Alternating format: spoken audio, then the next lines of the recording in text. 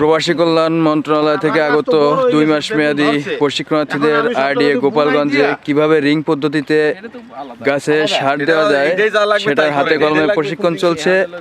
এবং আপনারা দেখতে পাচ্ছেন যে কিভাবে রিং পদ্ধতিতে এই যে সারের দেওয়ার ব্যবস্থা করা হচ্ছে, যে এইভাবে আপনারা রিং করবেন এবং রিং করার পরে আমরা যে এখানে যে নাইট্রোজেন সার, যেটাকে ইউরিয়া বলা হয়, সেই ইউরিয়া সারটা আমরা এখানে দিব।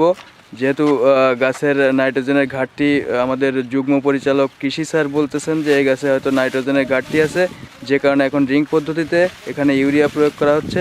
আপনারা দেখতে পাচ্ছেন এই যে প্রশিক্ষণার্থীরা হাতে কলমে প্রশিক্ষণ নিচ্ছে এবং রিং পদ্ধতিতে এরা এখানে সার প্রয়োগ করবে।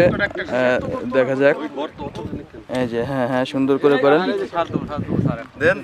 এই যে সার প্রয়োগ করছে। আপনি কি দিচ্ছেন এখানে?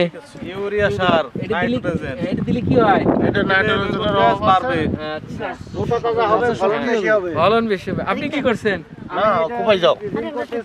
আরে না, সবার দলে দেন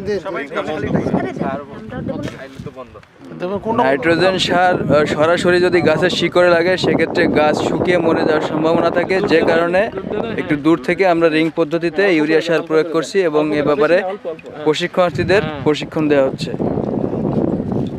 এখানে উপস্থিত আছেন পল্লী উন্নয়ন একাডেমি গোপালগঞ্জের যুগ্ম পরিচালক কৃষিবিদ জনাব মোহাম্মদ তোজাম্মেল হক, সহকারী পরিচালক জনাব শামীম আহমেদ এবং প্রবাসী কল্যাণের কাউন্সিলর ম্যাডামও আছেন এখানে। তো এভাবে